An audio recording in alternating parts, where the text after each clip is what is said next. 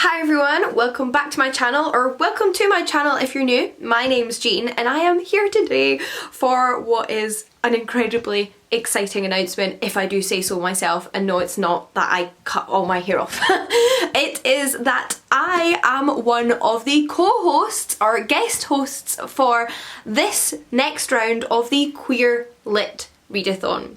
So, the Queer Lit Readathon is a readathon I think I have participated in almost every single iteration of. May have missed the first one, I'm not sure, but there has been two every year for the past few years. Every year it is hosted by the absolutely incredible Kathy and Rogan, who have their own booktube channels that will of course be linked down below, and each year they ask another reader to join them as a guest host. And this time they've asked me, which I am so thrilled about, as you can probably garner.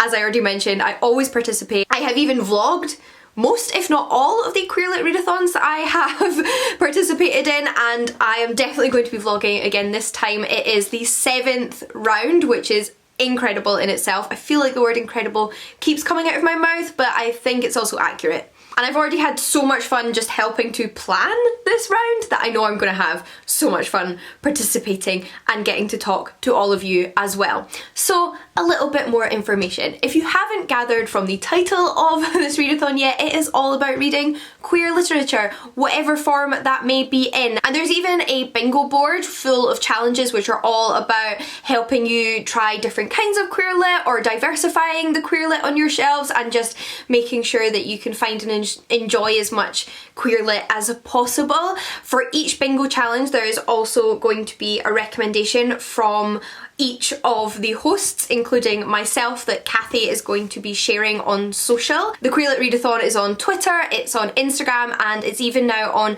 Goodreads and Storygraph, I believe it is. So there's lots of ways to participate, not just on YouTube, and you can formally sign up for the readathon if you would like via a Google Doc that will be linked down below. And you can also use the hashtag QueerLitRead to tweet or Instagram or, I don't know, TikTok, I guess, about the readathon if you're participating, and also find other people that are participating. It is honestly so much fun, and I say that as a fangirl who has participated in every readathon before, like I've already mentioned a million times. Each of the hosts, including Kathy, Rogan and myself, will also be uploading our TBRs on the 27th of May, so a few weeks away now, to give us some time to think about it, mull it over, and also see what all of you are planning on reading. Those videos will be subtitled, and we would very much appreciate it if you were to subtitle your videos, even if you don't usually when you upload any Queer Lit Readathon content, because accessibility is so important. So that's something that Kathy and Rogan always make a point of mentioning when they are announcing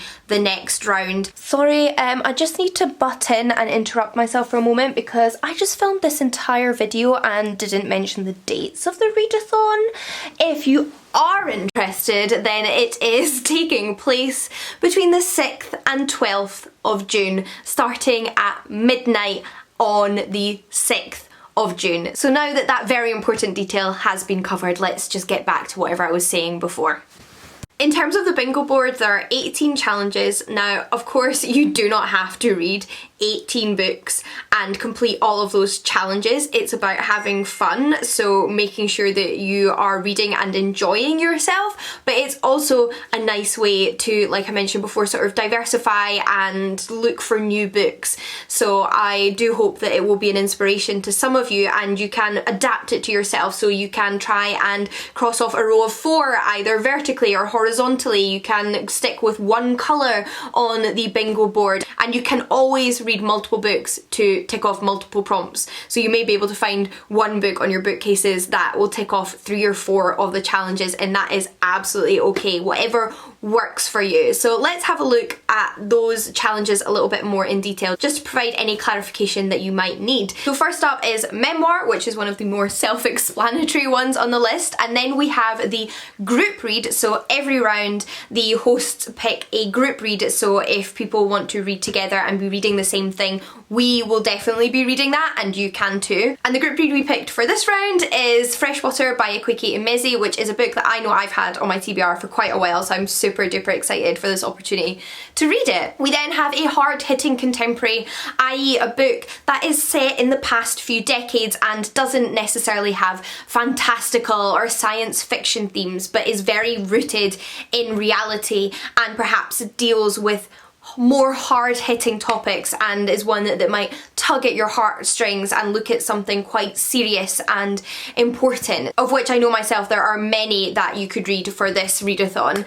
We then have the choose your own prompt, which is completely open, so you can make up your own prompt that will inspire your own reading for the readathon. You can pick it based on a TBR you've already set yourself, or you can pick it in order to inspire your TBR, and we'd love to know what prompt you pick for yourself when you create your TBRs and tag us in them, because it's always really fun to see what interesting different things people come up with. Then we have to read something that is shorter than a novel, so this could be a short story, a novella.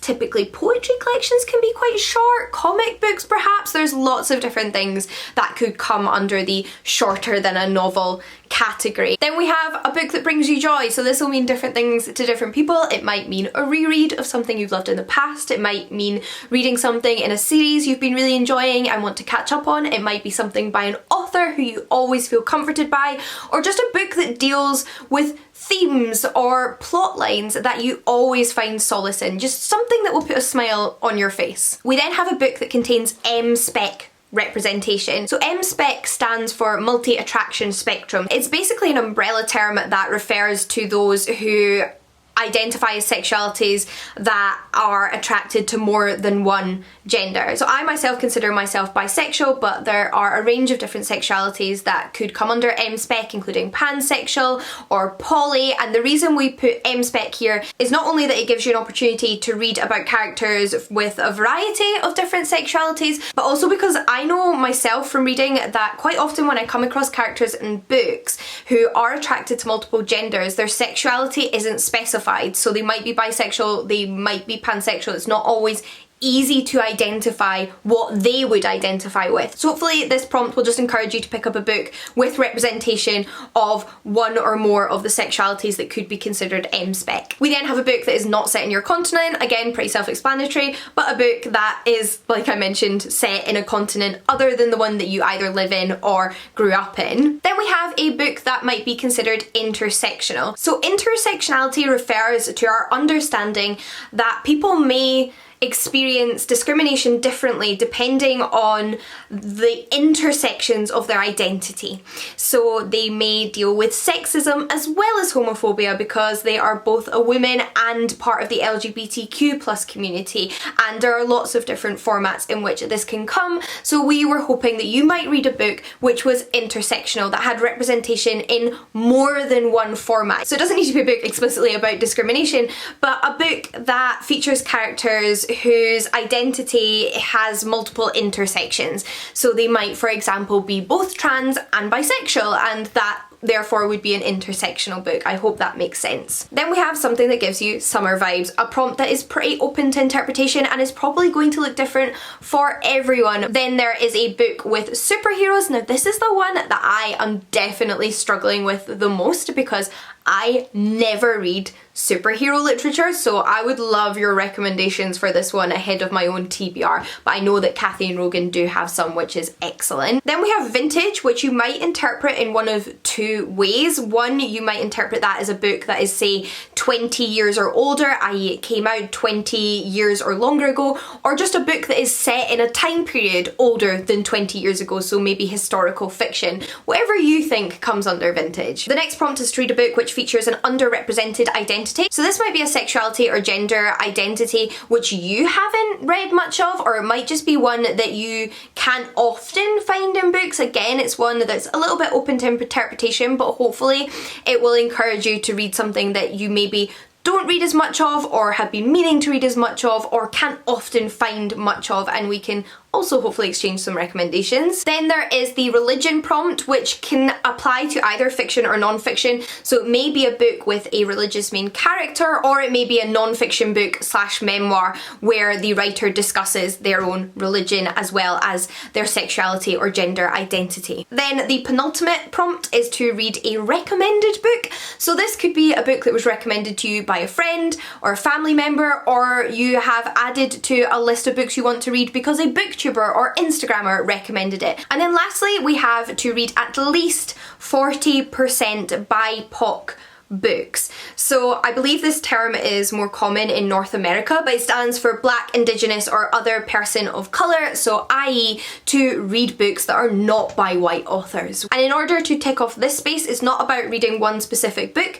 but it's about looking at what you have read at the end of the readathon and making sure that at least 40% of it was written by an author who is BIPOC. So this might mean that you read 2 books and one is by a white author and one is by a black author, or you might have read 2 books and one is by a black author and one is by an Indigenous author, or you might have read 10 books, and it's about making sure that the balance is there as well. I think we really wanted to make sure that rather than just telling you to go off and read one book that isn't by a white author, we wanted you to be looking at your reading as a whole and looking at it all together. So those are all of the prompts for the readathon. Like I mentioned, you can definitely tick off multiple boxes using multiple books, or just try and tick off a row or square rather than the entire board. All these details are provided in a very helpful FAQ breakdown on Rogan's website, and of course Kathy and Rogan have uploaded their own announcement videos on their channels, which will be linked down below. They are absolutely superb booktubers, and even if you're not participating in this round of the readathon, you should absolutely follow them and the readathon's accounts, because you will get so many fantastic recommendations. But I think I have covered anything. I hope I did my job properly. This is a big responsibility. I would love to know if you are planning on participating, and like I already mentioned, my TBR video as well as Kathy and Rogan's will be up on the 27th of May. Do tag us and all of the Queer Lit accounts in your own TBRs, whether you post them on your blog, your Instagram or YouTube. It's all good. We just love to see them. And until next time, happy reading, and I'll see you all again soon. Bye everyone.